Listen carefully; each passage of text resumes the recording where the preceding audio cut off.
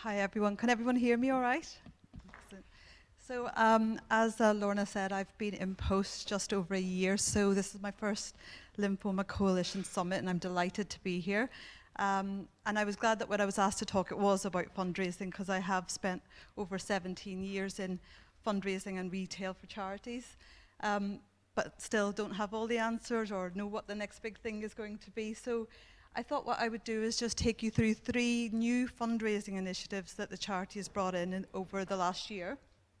Not all of them have worked exactly according to plan, but I thought they might have some interesting kind of learnings or snippets for everyone. So just to give a bit of a background, we are an information and support charity predominantly. £1.5 million funded through donations, trusts and organisations and corporates. We don't get any statutory funding.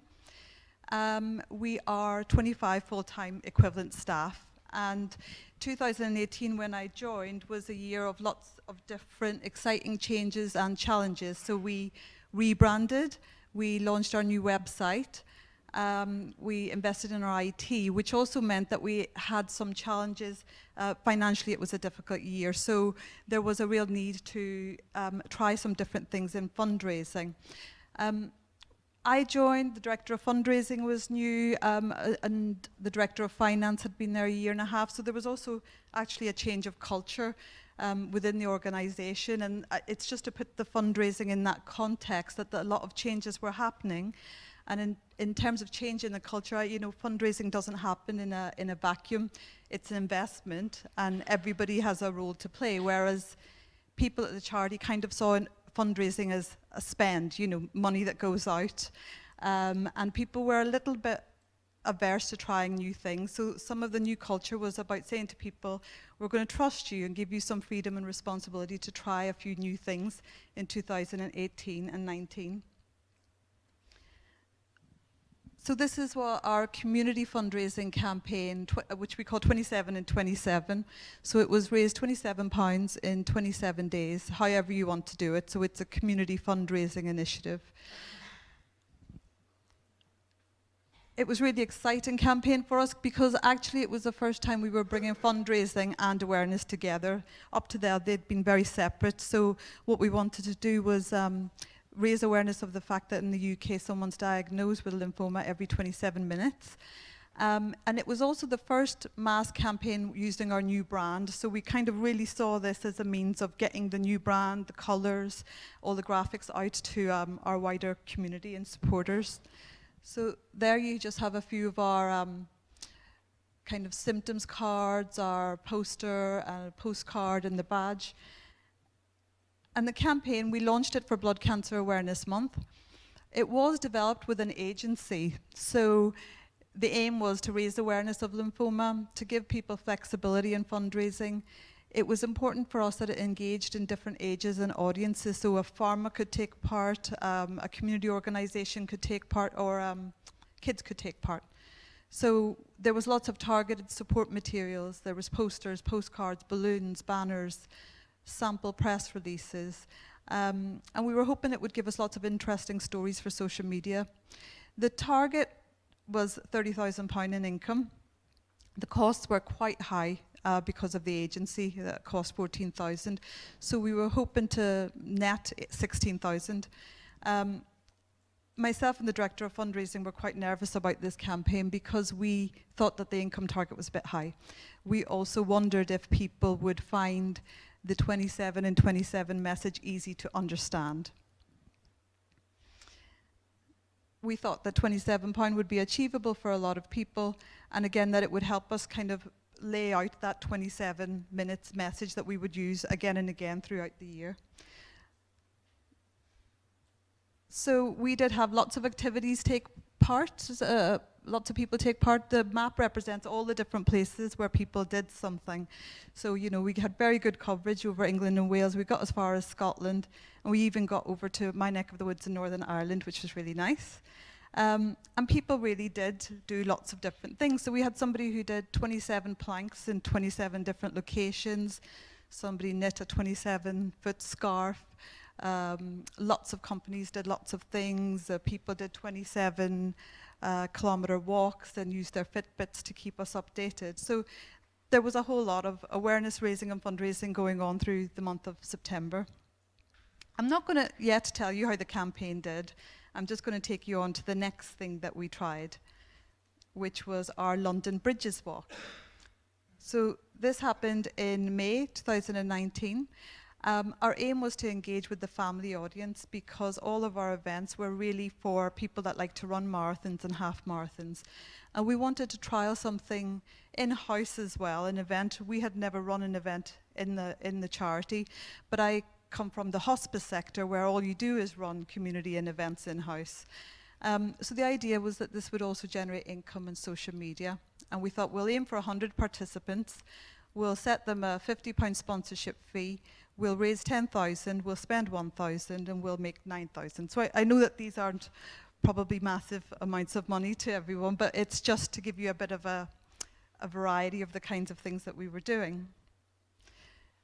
So this was a relatively easy event because literally what we did was give people a map and meet them in London, send them on their way, and then meet them at the end of the walk and give them a medal. We sent them everything in advance, so we sent them the maps, we sent them fundraising guides, frequently asked questions, we sent them t-shirts. To make the walk a little bit more interesting, we did a quiz and a history trail during the walk, had amazing questions like, you know, how many times in a James Bond movie have you seen this bridge or an MI6 building? And we encourage everyone to do lots of social media on the day. So there was live posting, and all walkers were encouraged to post on the route. There was nearly 6,000 views on Instagram, 8,000 Facebook posts reach, and on Twitter we had over 11,500 impressions. So you can see the social media on the day was really, really quite nice.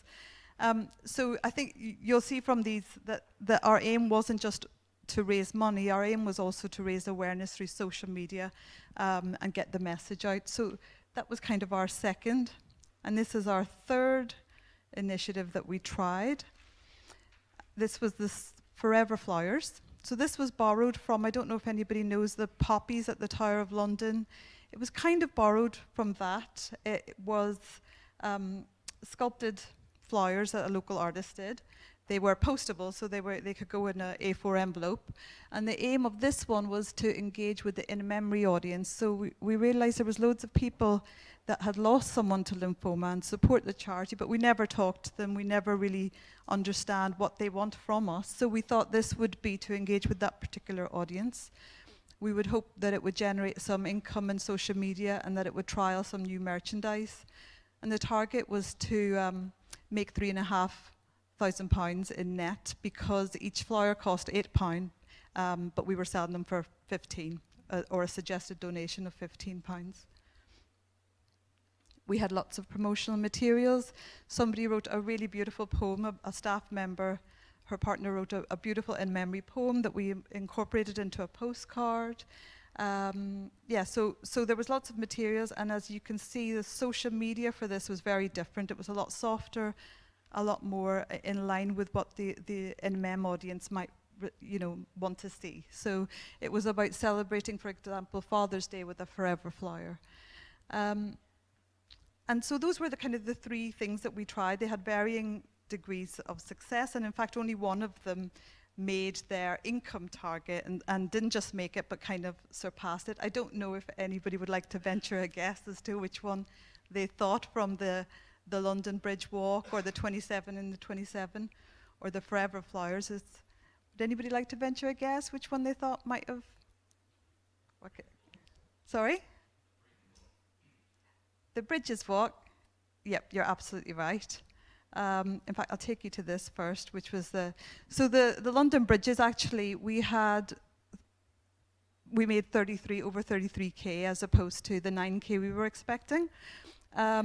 We were scrambling to get T-shirts and medals, enough of them, because the demand was so great for it. The 27 and 27 didn't make any money, predominantly because it brought in 14k in income, but it also cost us that. And the Forever Flowers, it actually since then has gone up a bit more, so it is just shy of its target, but actually it's the expenditure on that was a little bit higher than we anticipated. And what we tried to do is account for staff costs, because sometimes people just look at the direct costs. So even taking into account the actual costs of staffing, London Bridges did amazingly well. So Forever Flowers, yes, we sold 410 flowers. What was amazing about that campaign was that we engaged so many people who had never given to us for a long time and had never spoken to the charity, and all of a sudden we were having great engagement and really amazing conversations with them. It didn't feel like fundraising for staff, and actually we realised that we missed some opportunities. So our support groups, who we thought they're not going to want to know about this fundraiser, so we'll be very sensitive around them. They said, actually, we love this. If you had given us each, lots of these flowers, we would have sold them for you.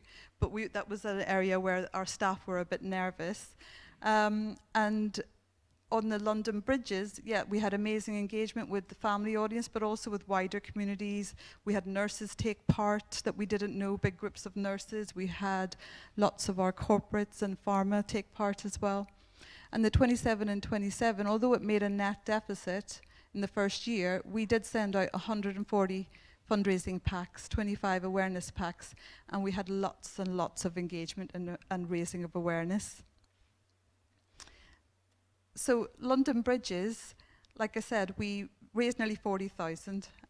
There's just some of the costs, so the fees for the registrations, the medals, the t-shirts, the brochures, even with the staff costs, it did really well.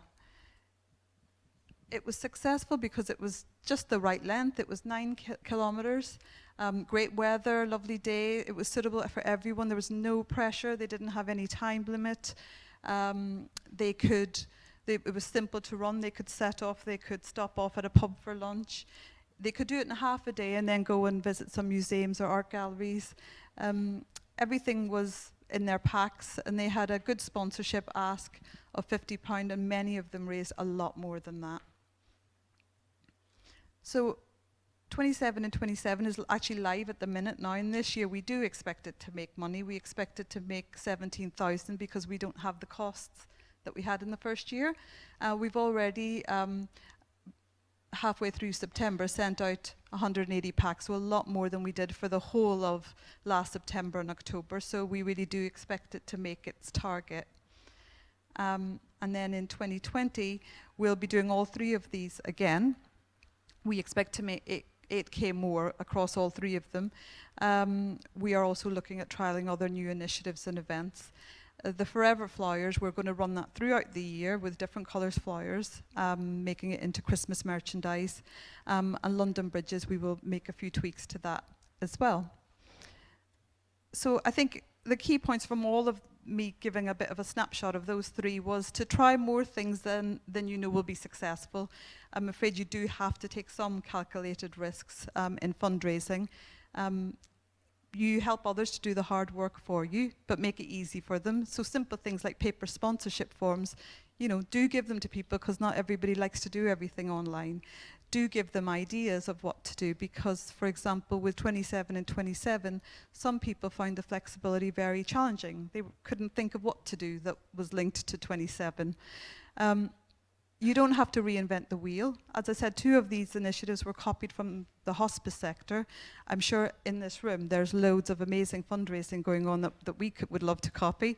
But there is lots, and who would have thought that sometimes the oldies are good fundraisers as well. If you'd said 15 years ago that the coffee morning would be such a great fundraiser again for like Macmillan in the UK, people wouldn't have believed you, but actually some of those old fundraising techniques do work well when they're resurrected. Be clear about your audiences, your message and your objectives. So for example, it goes back to what Prue was saying about long-term engagement. Those Forever Flyers, they didn't make a lot of money, but they've helped us to engage a whole audience that we never spoke to.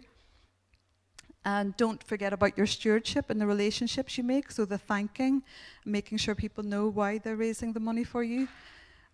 Some things will make money in their second or third years, Some things will only make money in their first year because there's an appetite for things in the first year. So some of this will be investment. You might not, like the 27 and 27 didn't make any money in the first year, but we expect it to now make money every year. And don't forget social media and the fact that there is this amazing circle between fundraising, awareness and services. So if you have great services, you should be able to raise awareness of them, and that in turn should help you to fundraise. And also to remind people of the why you're asking them for money, and also to ask people for money, because you'll be surprised at how many fundraisers still are a bit reticent about asking lots of different people in lots of different ways to raise money. So, you know, we've done a lot of new things. We've put appeals into our Lymphoma Matters magazines. We've had corporates supporting us through learning and development opportunities. They've come in and refurbished our offices. We've tried a lot of different things, including getting actually corporate and pharma to fund some of our core services as opposed to things like events. So there's lots of things that you can try. I think sometimes it's just being brave to try the stuff that you don't know for sure if it's going to work, but it might just work. And hopefully you'll have something, a success story to share. Thank you.